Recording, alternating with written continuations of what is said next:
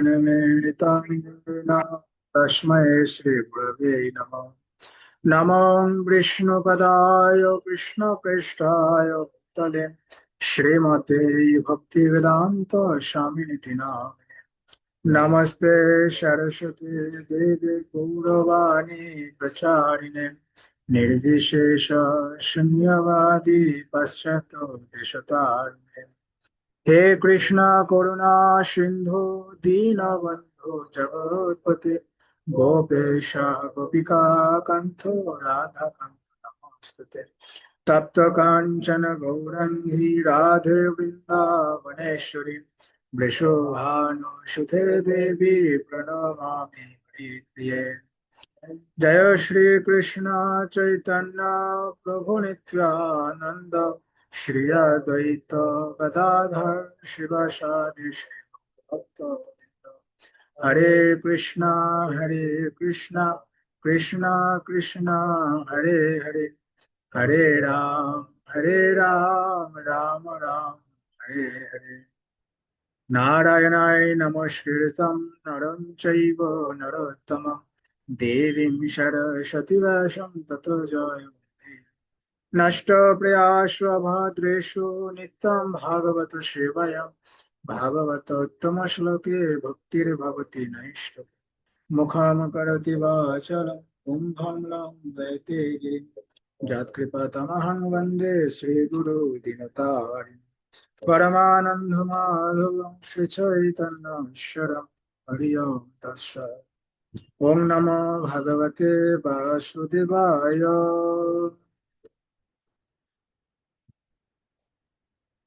ओम नमो भगवते वासुदेवाय।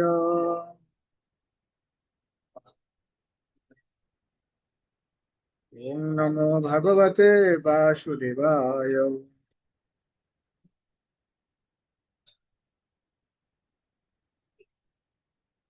हरे कृष्ण श्रीमद् भगवद गीता षष्ठ अध्याय ध्यान योग श्लोक संख्या 38।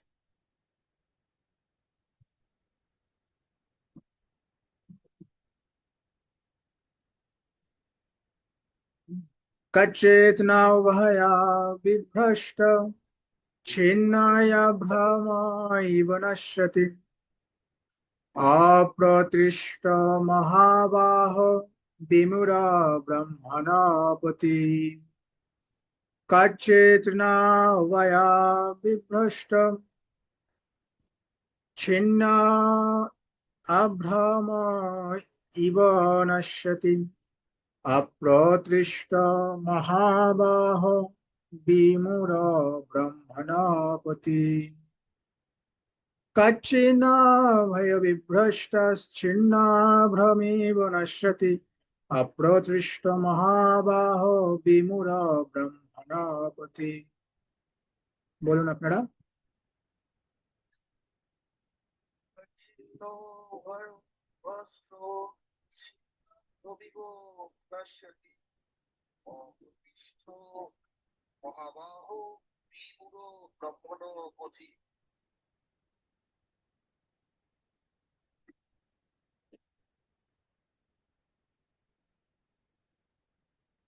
বলুন।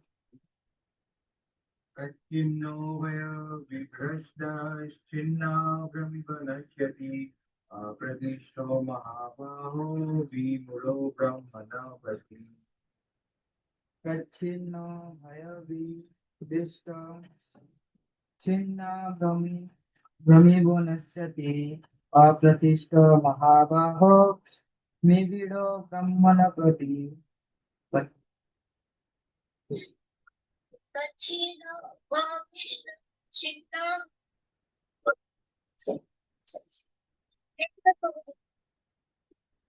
Kachira Uvarvishta Chinna Bhava Ivanasi Apastishta Mahabaho Vibhuta Brahmapati.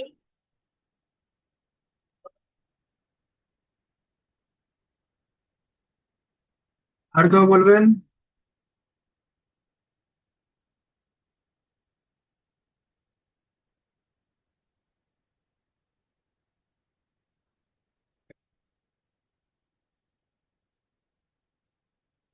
ওকে, গীতার গান। উভয়া ভ্রষ্ট ছিন্না ভ্রমত সর্বনাশ, বিমূঢ় ব্রহ্মের পথে কি বা তার আশ। মহাবাহ এ সংশয় করহ ছেদন, ঘুচাও আপনি সেই মনেরও বেদন। অনুবাদ: হে মহাবাহ কৃষ্ণ, কর্ম ও যোগ হতে ভ্রষ্ট ব্যক্তি ব্রহ্ম লাভের পথ থেকে বিমূঢ় হয়ে যে আশ্রয়হীন হয়ে পড়ে, সে কি ছিন্ন মেঘের মতো একেবারে নষ্ট হয়ে যাবে?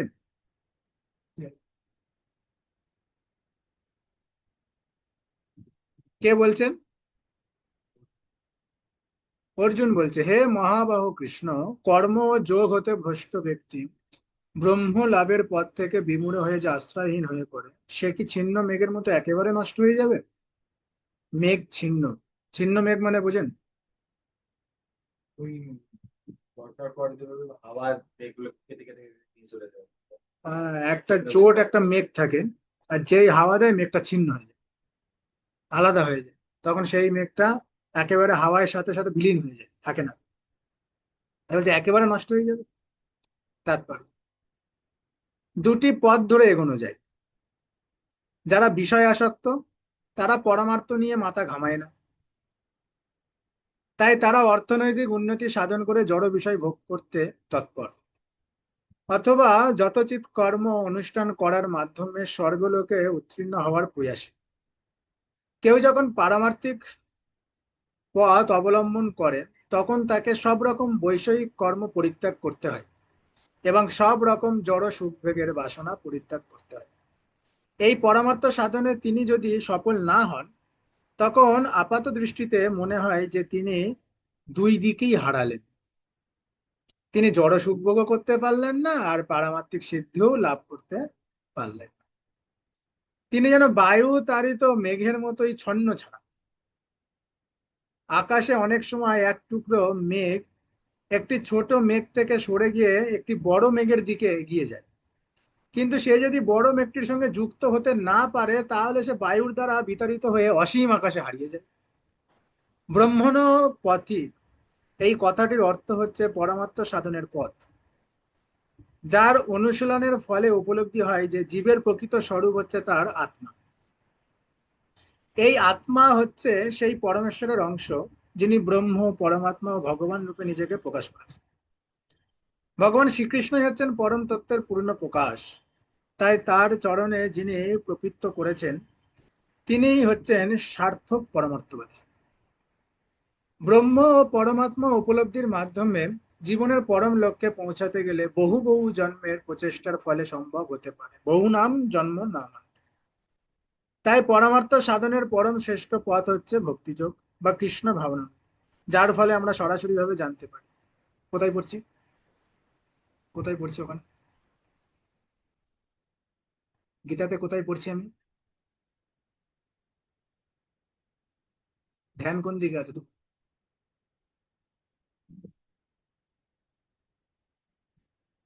তাই পরমার্থ সাধনের পরম শ্রেষ্ঠ পথ হচ্ছে ভক্তিযোগ বা কৃষ্ণ ভাবনা, যার ফলে আমরা সরাসরি ভাবে জানতে পারি যে ভগবান কে, শ্রীকৃষ্ণ কে, আর তার সঙ্গে আমাদের কি সম্পর্ক।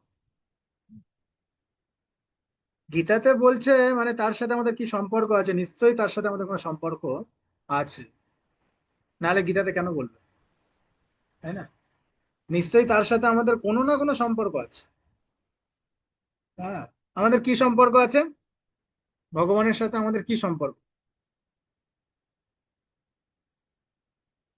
বলুন কি সম্পর্ক? মৃত্যু শেষ পর আমরা দাস, ওটা ওই ক্লাসেই শোনা যাবে। তো প্রথমে আমরা জেনে নিই যে ভগবান কে। হ্যাঁ, এই যে প্রথম প্রশ্ন আছে, ভগবান কে, তারপরের প্রশ্ন শ্রীকৃষ্ণ কে, আর তারপরের প্রশ্ন তার সঙ্গে আমাদের কি সম্পর্ক। তো প্রথম প্রশ্ন কি? ভগবান কে? কে ভগবান? প্রমাণ শাস্ত্র সহ।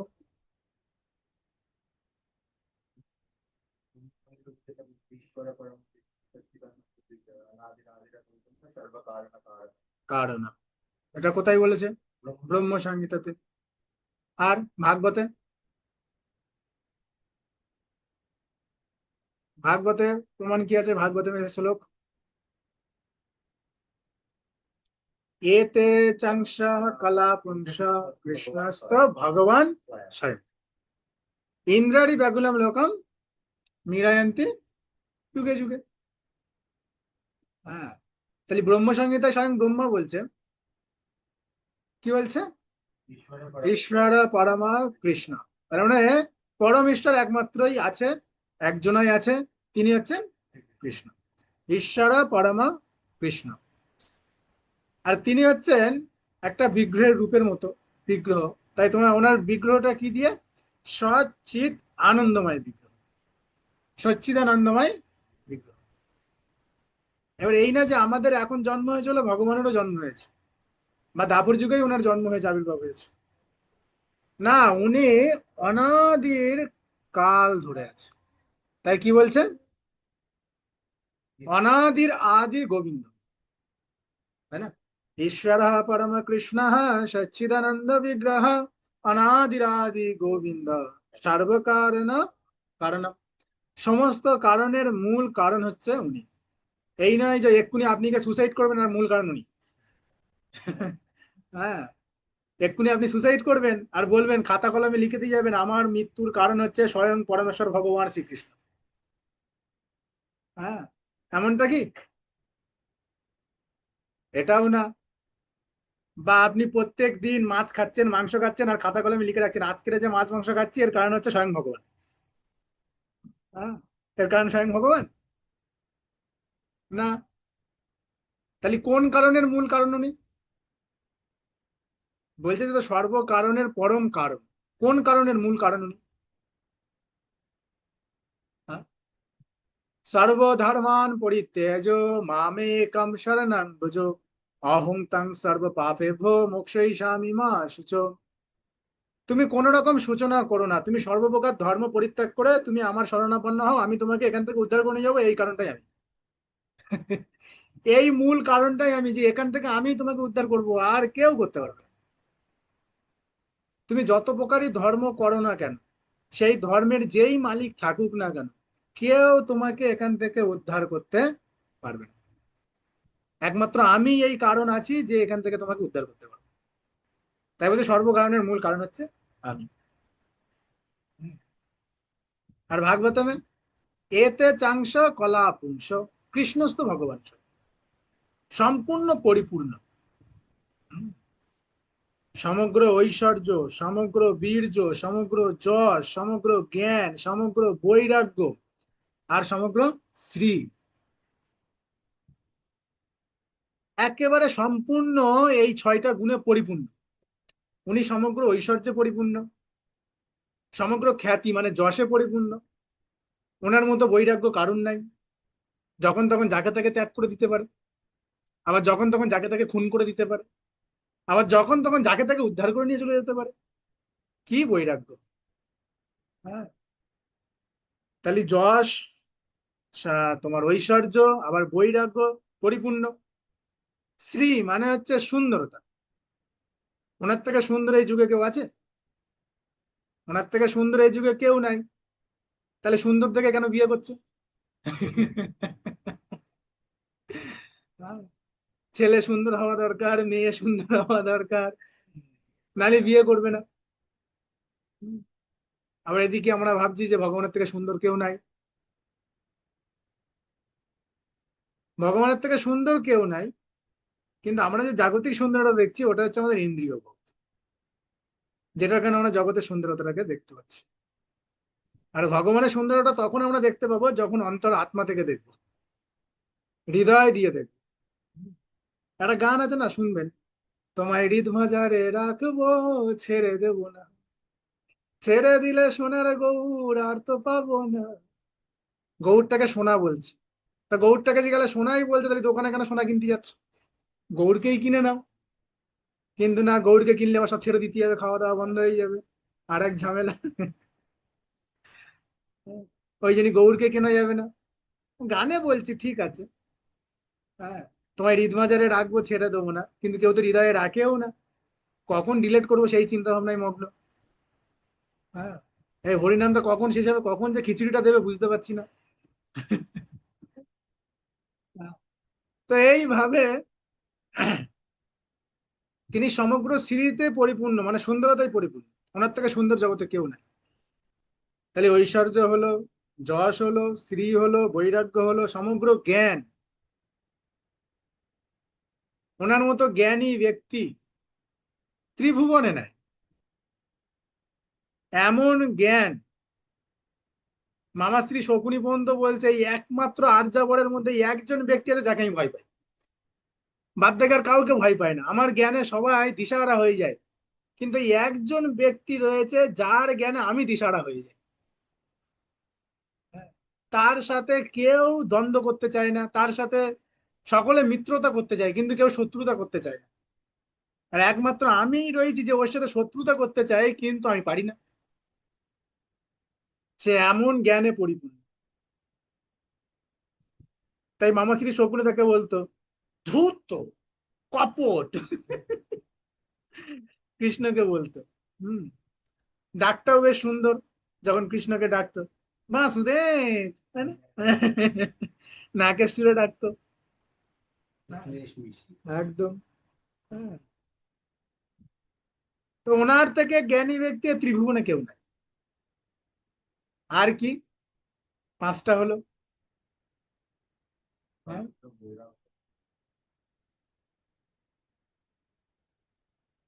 সম্পূর্ণ যশ, আর ঐশ্বর্য, যশ, শ্রী, জ্ঞান, বৈরাগ্য তো হলো। আর একটা কি বলেছি, বীর্য, সমগ্র বীর্য। বীর্য মানে, বীর্য মানে হচ্ছে শক্তি। হ্যাঁ, শক্তি, বীরত্ব, বীর্য মানে। তা উনি সম্পূর্ণ শক্তিতে পরিপূর্ণ। ওনাকে যুদ্ধ করতে গেলে অস্ত্রের প্রয়োজন হয় না,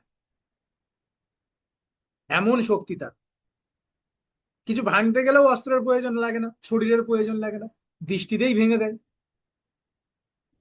কাউকে খাওয়াতে গেলেও ভয় পায় না, ভাঁড় ভেঙে খাইয়ে দিচ্ছে। ওই অল্প বয়সে কে মারবে কে ধরবে কোনো রকমের চিন্তা ভাবনা নেই। বন্ধু বান্ধব সিদাম সুদাম দাম বসুদাম সবাইকে নিয়ে তাদের ঘাড়ের ওপরে চড়ে ভাঁড় ভেঙে হনুমানদের খাইয়ে দিচ্ছে। বাল্যবেলায় এত শক্তি, তারকাকে পুতনাকে বধ করে দিয়েছে, বকাসুরকে, ধেনুসার, বক্রাসুরকে বধ করে দিয়েছে ওই অত অল্প বয়সে।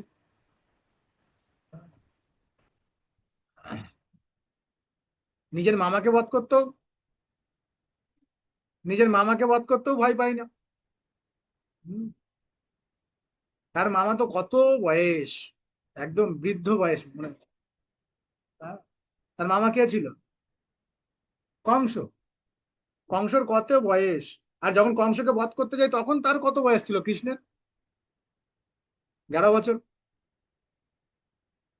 সেই বছর বয়সে গিয়ে কংসের কে বলছে আমি তোমার সাথে দ্বন্দ্ব যুদ্ধ করবো, আহ্বান করছি আসো। হ্যাঁ, এত শক্তি। আর আমরা হলে ঠিক আছে বয়স হোক তারপরে লড়বো, এখন এই বয়সে তোমার সাথে লড়াই যাবে না। তাহলে উনি এই যে এই 6 গুণে উনি পরিপূর্ণ, সমগ্র ঐশ্বর্য, সমগ্র বীর্য, সমগ্র জ্ঞান, সমগ্র শ্রী, সমগ্র বৈরাগ্য, সমগ্র যশ, এই 6 গুণে উনি সম্পূর্ণ পরিপূর্ণ। আর ইনি হচ্ছেন ভগবান। আমাদের কারোর মধ্যে 6টা গুণ সম্পূর্ণভাবে আছে? একটা গুণও কি আছে? আছে একটা গুণ? নাই। না আমরা সম্পূর্ণ সুন্দরতায় আছি, যতই আমরা বিউটি পার্লারে মেকআপ করি না কেন, তবুও কি আমরা সুন্দর? না। কিছুক্ষণ পরে মুখ ধুলেই সব শেষ, সেই ব্ল্যাক অ্যান্ড হোয়াইটই হয়ে যাবে। ওটা তো গেল। আমাদের জ্ঞানেও পরিপূর্ণ নাই, আমাদের এমন জ্ঞান লোকের সামনে দুটো কথা বলতে গেলেই ভয় পাই, লজ্জা লাগে। হ্যাঁ, বা তারা যদি আমাদের উল্টো কোনো প্রশ্ন করে আমরা বলতে পারবো না, এমন জ্ঞান। বৈরাগ্য তো নেই, ত্যাগ করতেও ভয় পাচ্ছি। হ্যাঁ, ওটা তো নেই, বৈরাগ্যের কথা বাদই দেন। খ্যাতি তো নাই, যশ নাই। হ্যাঁ, যশ মানে হচ্ছে খ্যাতি, সম্মান, এটা তো নাই ধরতে গেলে চলে। সম্মান লাভ করবো কি, সম্মান আরো খইয়ে ফেলছে আমরা। আর ঐশ্বর্য তো, যার পিছনে সারাটা জীবন দৌড়াচ্ছি কিন্তু মরার সময় বলছে কিছু করে যেতে পারলাম না, এমন ঐশ্বর্য আমাদের। বসো না চেয়ার। শক্তি তো নাই, আমরা একটা গুণেও পরিপূর্ণ নাই। সবকিছু স্থান কাল পাত্র হিসেবে আমাদের ব্যবহার করতে হয়, আর ভগবান যখন তখন ব্যবহার করতে পারে, তাই উনি ভগবান। তো ভগবানকে আমরা জানতে পারলাম। হুম। তারপরের প্রশ্ন, শ্রীকৃষ্ণ কে? একই কথাই বলবেন, ইনিই তো ভগবান, কিন্তু প্রশ্ন যেগুলো ডবল করেছে নিশ্চয়ই আলাদা আছে কোনো ব্যাপার। একটু তো তফাৎ আছে, নাহলে কেন প্রভুপাদ তাৎপর্যে দুটো প্রশ্ন করবে, ভগবানকে শ্রীকৃষ্ণকে? প্রভুপাদ কি জানতেন না যে শ্রীকৃষ্ণই ভগবান? তাহলে দুটো প্রশ্ন কেন করলো, যে শ্রীকৃষ্ণকে? কে শ্রীকৃষ্ণ? প্রশ্ন আমাদের, আমার প্রশ্ন আপনাদের কাছে, বলেন শ্রীকৃষ্ণকে। এখন তো জানলাম যে ভগবান কে, এখন বলুন শ্রীকৃষ্ণকে।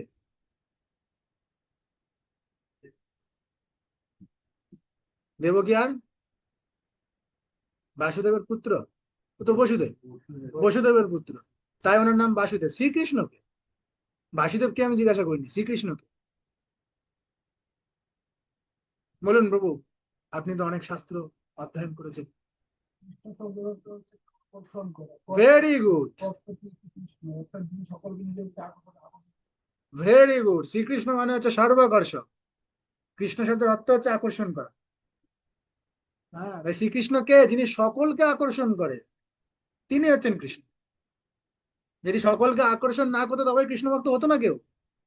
উনি সকলকে আকর্ষণ করছে, ইনি হচ্ছেন শ্রীকৃষ্ণ। ওই জন্যই প্রভুপাদ এখানে ডবল কোশ্চেন করেছেন, যে ভগবানকে আর শ্রীকৃষ্ণকে। লাস্ট কোশ্চেন, তার সঙ্গে আমাদের কি সম্পর্ক আছে? তার সঙ্গে আমাদের কি সম্পর্ক আছে? সম্পর্ক তার সাথে আমাদের,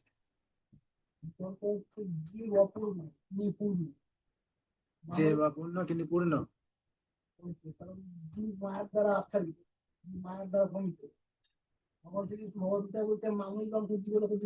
যে বাবত সনাতন। হ্যাঁ,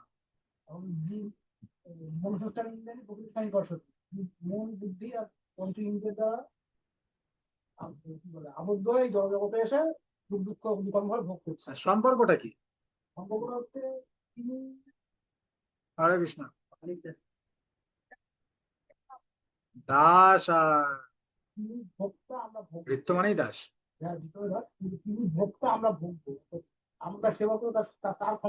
আহ, চৈতন্য চরিতামৃত বলছে, একলা ঈশ্বর কৃষ্ণ আর সব ভৃত্য, যাহারে জয়িছে না চাই সে তৈছে করে নিত্য। হ্যাঁ, ভগবানের সাথে আমাদের সম্পর্ক কি? উনি হচ্ছেন মালিক, একলা ঈশ্বর কৃষ্ণ আর সব ভৃত্য, আর আমরা হচ্ছে ওনার দাস। উনি হচ্ছেন পূর্ণ, আর আমরা হচ্ছে ওনার অংশ। হ্যাঁ, এটা হচ্ছে আমাদের সম্পর্ক, যে আমরা হচ্ছে ওনার অংশ। এখন সম্পর্ক যেকালে জানলাম যে আমাদের সাথে ভগবানের সম্পর্ক হচ্ছে যে পূর্ণ আর অংশের সম্পর্ক, মালিক আর দাসের সম্পর্ক, তাহলে কাজটা কি আমাদের?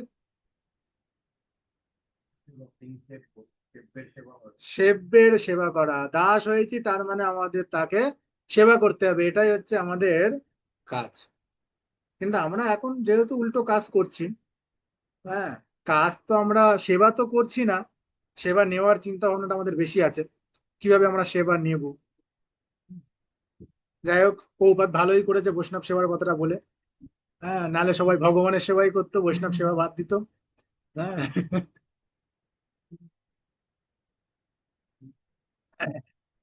তো আমাদের কাজ হচ্ছে, যার সাথে আমাদের যেমন সম্পর্ক তার সাথে তেমন ভাবে আমাদের কার্য করতে হয়। তাই ভগবানের সাথে আমাদের সম্পর্ক হচ্ছে দাস আর মালিকের সম্পর্ক। তাই আমাদের কাজ হচ্ছে ভগবানের সেবা করা, কারণ আমরা হচ্ছে ওনার সেবক।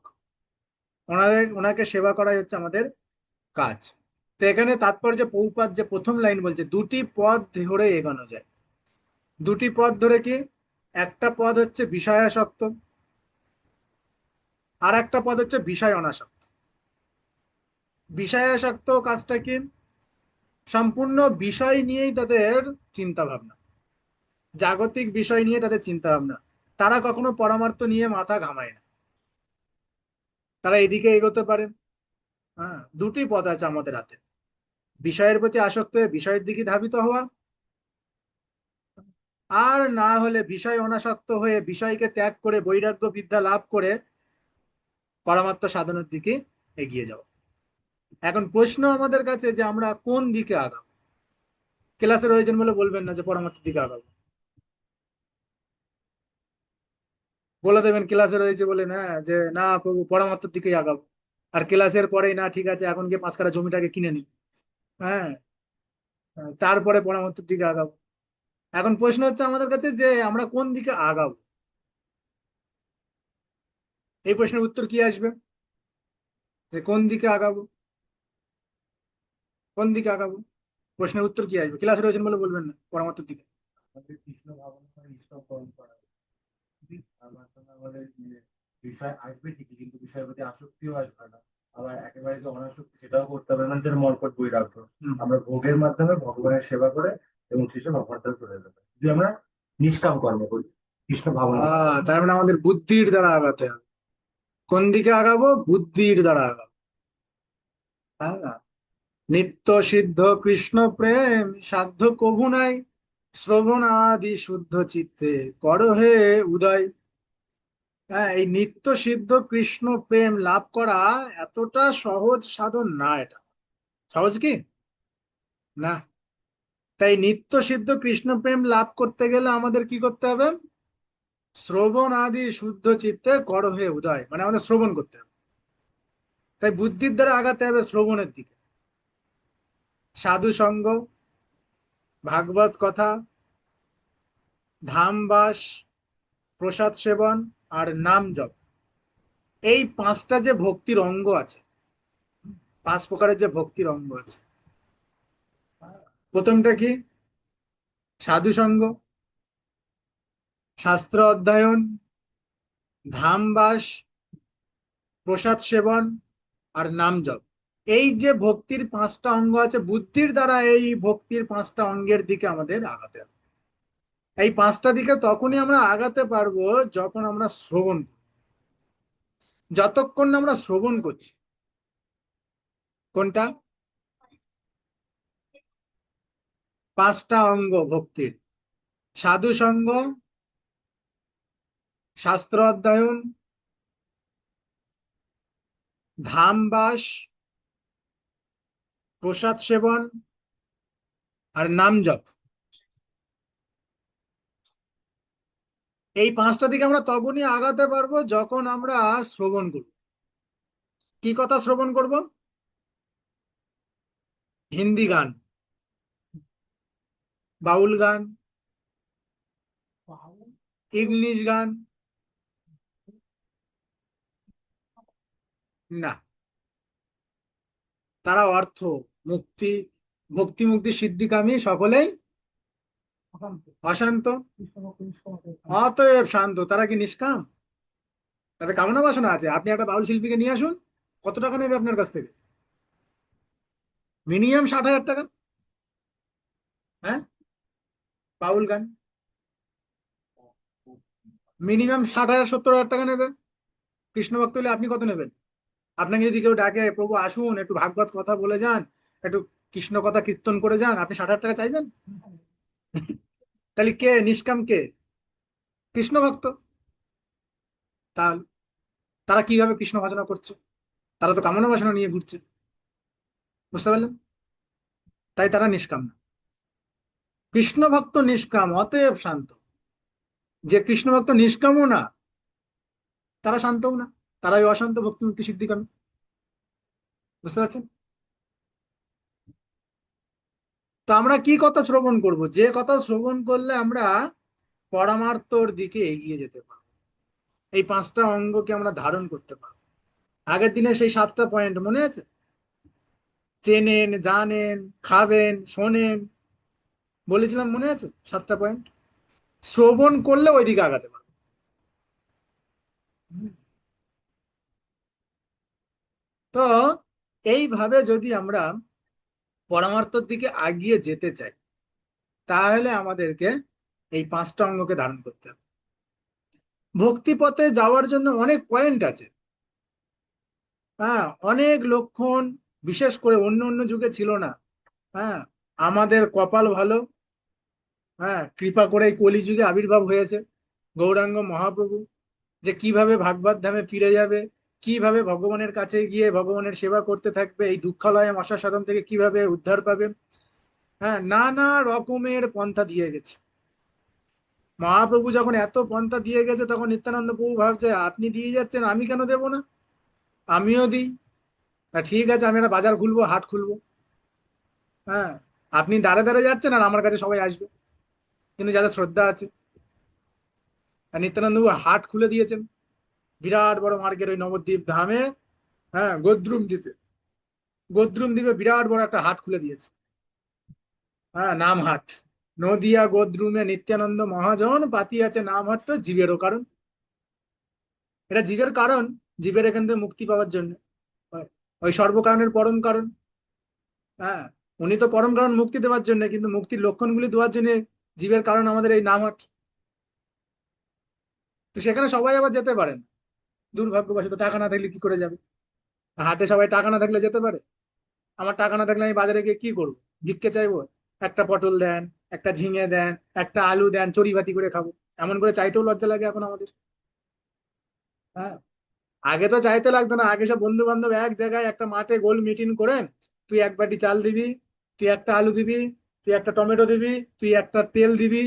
এরকম ভাবে একটা গোল মিটিং করে যে যার বাড়ি গিয়ে দৌড়ে মায়েদের লুকিয়ে, বাবাদের লুকিয়ে, ঠাকমাদের লুকিয়ে, ঠিক চাল আলু ডাল বার করে নিয়ে মাঠে নিয়ে গিয়ে 3টে ইট এক জায়গায় করে, ব্যাস। কেউ হাঁড়ি দিল, কেউ কড়া দিল, গিয়ে রান্না বসিয়ে দিয়ে চড়ি ভাতি করে মাঠের মাঝখানে আলু সেদ্ধ মাখা ডাল খেয়ে দিয়ে পেট লোড, বাড়ি এসেছে, "এই ভাত খাবি না?" "না, পেট লোড হয়ে গেছে।" "না, কি খেয়েছে?" "চড়ি ভাতি করে ডাল সেদ্ধ ভাত খেয়ে চলে গেছে।" এটা তো আগেকার দিনে হতো। আর এখনকার দিনে বললে হয় লজ্জা লাগে না সবার সামনে মাঠে এইভাবে যাবে? এটা এখনকার লজ্জা লাগে। তো এখানে সবাই সেই হাটে যেতে পারবে না। এবার সেই হাটে যেতে গেলে কি লাগবে? শ্রদ্ধা লাগবে। শ্রদ্ধাবান জন, হ্যাঁ, শ্রদ্ধাবান জন। শ্রদ্ধা লাগবে। শ্রদ্ধা না থাকলে সেই হাটে যাওয়াটাও অসম্ভব। এখন এই শ্রদ্ধা কিভাবে আসবে? এ তো আর এক ভাইটাল কোশ্চেন। শ্রদ্ধা কিভাবে আসবে?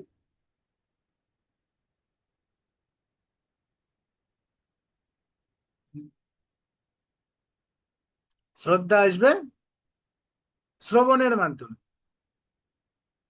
আর শ্রবণ কখন করতে পারবো? সঙ্গের মাধ্যমে, তাই না? এখন অনেকে দেখবেন বাজারে যায়, কিন্তু একলা একলা যায় কি না কারো সাথে যায়? একলা একলা যায়, একা না বোকা রাস্তায়। ওই একজন সাথে গেলে একটু ভালো লাগে না? দাম দর হ্যাঁ, একটু দাম দর করতে পারবে, বেচা কেনাও ভালো করতে পারবে, তুই ভালো ব্যবসা দিচ্ছ আমার সাথে চল। যদি 5 টাকা কম হয়, হ্যাঁ, তো যাই হোক, একা একা যেতে ভালো লাগে। এখানে শ্রদ্ধা যখন আসবে, তার আগে তাকে সঙ্গ করতে হবে। আর সঙ্গ ছাড়া কেউ সেই নাম হাঁটতে যেতেও পারবে না। হ্যাঁ, ওই জন্যই তো আগে থাকতে এইসব আগে থাকতে সব নোটিশ করে দিয়েছে। নামহট্ট খোলার আগেই বলে দিয়েছে, সাধু সঙ্গ সর্বশাস্ত্র কয়, লভমাত্র সাধু সঙ্গে সর্বসিদ্ধি হয়। কেন, তুমি সঙ্গ করো, সাধু সঙ্গ করো, তোমার শ্রদ্ধা আসবে, তখন তুমি নাম হাটে আসবে, ওখান থেকে নাম কিনে নেবে, নাম কিনে নিয়ে নাম জপ করতে থাকবে। 100 টাকায় ভাগবত ধামের টিকিট। ভাগবত ধামে যাওয়ার 100 টাকা। এখান থেকে বাংলাদেশ যেতে গেলেই 1200 টাকা লাগে, 12,000 টাকা লাগে, 12,000 টাকা, তাই না? ওরকমই লাগে। কারণ একটা ভিসা করে দেয়, 12,000 টাকা মতো নেয়, 3 বছর 4 বছর মতো থাকে। ঠিক আছে, বৃন্দাবন যেতে গেলে 1200 টাকা, যদি এসি কামরা নেয় 1700 টাকা। হ্যাঁ, নন এসি নিলে 1200 টাকা 700 টাকার মধ্যে হয়ে যাবে, যেমন কামরা নেবে তেমন। হ্যাঁ, এখান থেকে পুরী যেতে গেলেই 400 টাকা, 450 টাকা। একে এই জগতে ঘুরতে গেলে কত টাকা, আর এখান থেকে সাদা সোজা একদম ভাগবত ধাম। হ্যাঁ, বিরজা নদী, মথুরা, দ্বারকা সব পার করে তারপরে সেই গোলক বৃন্দাবন, সেখানে পৌঁছাতে গেলে মাত্র 100 টাকা। কত সেফটি আমাদের জন্য, আর আমাদের জন্য কত ডিসকাউন্ট। প্রভুপাদ আরো ডিসকাউন্ট করে দিয়ে গেছে। হ্যাঁ, ভক্তি সিদ্ধান্ত সরকারের প্রভুপাদের 64 মালা জপ করার নীতি ছিল, যে 64 মালা জপ করতে হবে। প্রভুপাদ এত ডিসকাউন্ট দিয়ে দিয়েছে, 316 কমিয়ে দিয়ে 116 দিয়ে দিয়েছে। আর তাও 16 মালা জপ করতে গেলে একদম মাথা মাটির দিকে যেন বালিশলি ভালো হয়। হম, ঢুলে ঢুলে গোড়া চা, হরি গুণ তো গায় না, শুভা নিদ্রায় যায়। হ্যাঁ, গোড়াচাঁদ যে নাম দিয়ে গেছে হরিনাম, হরে কৃষ্ণ কৃষ্ণ কৃষ্ণ হরে হরে, হরে রাম রাম। ভগবান গোড়াচাঁদ এই নাম তো দিয়ে গেছে, সাথে সাথে কীর্তনটাও করে গেছে। হ্যাঁ, আচার্যগণ কীর্তনটাও করে গেছে যে ঢুলে ঢুলে গোড়াচাঁদ হরি গুণ গায়। তো এটা ভক্তরা আবার নানা রকম ভাবে মিসআন্ডারস্ট্যান্ডিং করে নিয়েছে।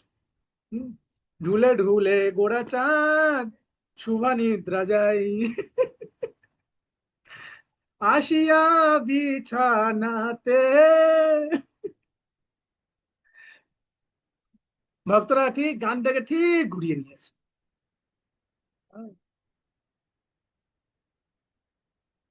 তো এইভাবে আমরা যদি পরমাত্ম সাধনের দিকে এগোতে চাই, তবে আমাদের শ্রবণ করতে হবে। হ্যাঁ, এমন ভাবে শ্রবণ করতে হবে যাতে সেই শ্রবণের সময় আমাদের অন্য কোনো চিন্তা নিজের মাথায় না আসে, মস্তকে না আসে।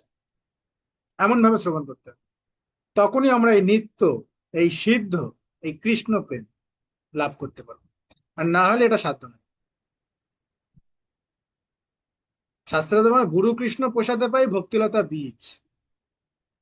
গুরু কৃষ্ণের কৃপাতে ভক্তির বীজ তো পাওয়া যায়, কিন্তু সেই বীজটাকে জল দিয়ে মানুষ করার দায়িত্ব তো সেই গুরু কৃষ্ণের নয়, এটা তো নিজের। হ্যাঁ, ওনাদের কৃপাতে ভক্তির বীজটা তো আমরা পেয়েছি। বাজারে গিয়ে বা মেলাতে গিয়ে গাছ তো আমরা কিনে নিয়ে এসেছি, কিন্তু যে গাছ বিক্রি করছে সে তো আমাদের বাড়ি এসে আর গাছটাই জল দিয়ে লালন পালন করবে না। লালন পালন করতে গেলে আমাকে করতে হবে, গাছটাকে আমাকে মাটি খুঁড়ে বসাতে হবে, মাটি ওর গোড়ায় আবার মাটি দিতে হবে। গাছটা যদি ঢুলে পড়ে যায় ঠেকো দিতে হবে লাঠি দিয়ে, তাতে জল দিতে হবে, যদি সার লাগে সার দিতে হবে। যত রকমের জিনিসপত্র কসমেটিক্স লাগবে সব দরকার বলি মেকআপও করিয়ে দিতে হবে। কারণ প্রশ্ন হতে পারে, প্রভু গাছের আবার মেকআপ কিভাবে করাবো? হ্যাঁ, গাছেরও মেকআপ হয়। বেশি ডালপালা বড় হয়ে গেলে তখন সে মেটে থাকবে, সে আর লম্বা হবে না, তাই ডালপালা ছিটে ছিটে শুধু আগার ডালগুলো রেখে দিতে হয়। গাছটাকে পুরো ফাঁকা করে রাখতে হয় যাতে সে ডগডগ করে লম্বা হয়। হ্যাঁ, ডালপালা কেটে তাকে মেকআপ করাতে হবে। তো এগুলো কে করছে, নিজে করছে নাকি সেই মালিক এসে করে দিয়ে যাচ্ছে যার গাছ ছিল? নিজেকে করতে আছে। তা আমরা যে ভক্তির বীজটা সাধুগুরু কৃষ্ণের কৃপায়, যে ভক্তির বীজটা যে আমরা লাভ করছি, এটাকে বাড়ানোর জন্য কার প্রয়োজন? সাধুগুরু কৃষ্ণের প্রয়োজন না আমার প্রয়োজন? নিজের প্রয়োজন, নিজেকেই সেটাকে বাড়াতে হবে। কিন্তু আমরা ভাবছি ও ভগবান কৃপা করলে ঠিক হয়ে যাবে, বৈষ্ণবগণ কৃপা করলে ঠিক হয়ে যাবে। না, হবে না। এটা নিজেকে বাড়াতে হবে। বৈষ্ণব কৃপায় পেট ভরবে না, প্রসাদ খেতে হবে। আমাদের মন্দিরে একজন আছে, হ্যাঁ, আসে আসে, প্রসাদ পেতে আসে। তো একদিন আমি ভোগ লাগিয়ে সকালবেলা বার হচ্ছি, 8টা 20 যে ভোগটা হয় ভগবানের, তখন আমি বার হয়েছি। 9টার সময় প্রসাদ হয়। হ্যাঁ, তো সে মনে হয় আমাকে প্রায় 1.5 বছর আগে দেখেছিল মন্দিরে, আর মনে হয় মাঝখানে আসেওনি কি দেখিনি জানি না। তো সবে মাত্র বার হয়েছি, 3-4 মাস আগেকার কথা, সবে মাত্র বার হয়েছি। আমাকে বলছে, প্রভু ক্লাস শেষ হয়ে গেল, এবার তো প্রসাদ হবে, প্রভু একটু কৃপা করেন না। আমি বলি, ঠিক আছে, কৃপা করবো কিন্তু প্রসাদ পেতে পারবে না। কৃপা করবো কিন্তু প্রসাদ পেতে পারবে না। যদি এই কৃপায় তোমার পেট ভরে তবে কৃপা করবো। বলছে এটা কিভাবে সম্ভব, কৃপা করলে আবার পেট ভরে? তাহলে কেন কৃপা চাইছেন? যে গেলে আপনার পেট ভরবে না, আপনি সন্তুষ্ট হবেন না, আপনি না, আপনার শরীরে খিঞ্জুরি চলে আসবে, আপনার শরীরে শক্তি কমে যাবে, তাহলে কৃপা কেন চাইছেন? ভাই প্রসাদ পান, ভক্তি করুন, নাম জপ করুন, ভগবানকে দর্শন করুন, সাধু সঙ্গ করুন, সেবা করুন, তবেই তো সব কৃপা পেয়ে যাবে। আবার আলাদাভাবে কৃপা চেয়ে ফালতু কেন সময় নষ্ট করছে? কৃপা তো সেবাতেই আসে। কৃপা শব্দের অর্থ কি? করে পাওয়া। কিছু করো তারপরে তো পাবে। তা না করে একেবারে ঠুটো জগন্নাথের মধ্যে হাত পাত ঘুরিয়ে দেবো, কি পাবে? হ্যাঁ, সেই কৃপাতে আপনার কি হবে? আমরা যে ভগবানের যে হরিনাম জপ করছি মালাতে, এই জপ করার অর্থ কি? জপ করার অর্থ হচ্ছে ভগবানের কাছে সেবা চাইতে, যে আমাকে সেবা দাও। আর যদি আমরা কাউকে সেবা করতে বলি, না বাবু, সময় নাই, জব বাকি আছে। আরে জবটাই বা কেন করছো? সেবা চাইছো ভগবানের কাছে, ভগবান সেবা দিচ্ছে আর বলছো জব আছে। যার জন্য জব করছো, হ্যাঁ, যে হে রাধা মাধব, হে রাধা কৃষ্ণ, আপনাদের প্রেমময়ী সেবায় আমাকে নিয়োজিত করো। হ্যাঁ, তা সেবায় নিয়োজিত মানে কি? আপনাকে সেবা করতে হবে। হরিনাম শব্দের অর্থ কি? হ্যাঁ, হরে মানে কি? রাধা রানী। আর কৃষ্ণ মানে কৃষ্ণ। তা হে রাধা কৃষ্ণ, আর রাম শব্দের অর্থ হচ্ছে কি? আনন্দ বা মিলন। তা হে রাধা কৃষ্ণ, আপনাদের এই প্রেমময়ী সেবায়, ওই প্রেমময়ী আনন্দ লীলায় আমাকে নিয়োজিত করো। তা সেখানে গিয়ে নিয়োজিত করে করবেটা কি? তোমরা যদি সেখানে নিয়োজিতই করে, তাহলে তুমি করবেটা কি? সেবাই করতে হবে। তার মানে তুমি সেবাই চাইছো নাম করে। তা হরিনাম করে জিজ্ঞাসা আমরা সেবাই চাইছি, আর এদিকে সেবা বললেই প্রভু না জপ আছে, জপ করছে। তাহলে লাভটা কি হলো? এটা তো অপরাধী হলো। তাই আমাদের ভালোভাবে সঙ্গ করতে হবে আর শ্রবণ করতে হবে, তাহলে আমরা এই পরমার্থর দিকে, বিষয় অনাসক্তের দিকে আমরা আগাতে পারবো। আর না হলে ওই বিষয় আসক্ত হয়ে যাবে। বুঝতে পারলেন? ওকে। হরে কৃষ্ণা, হরে কৃষ্ণা, কৃষ্ণ কৃষ্ণ, হরে হরে, হরে রাম, রাম রাম, হরে হরে। श्रीमद् भागवत गीता की, श्रील प्रभुपाद की, अनंत गौरी वैष्णव भक्तबिंद की, निताय गौर प्रेमानंदे।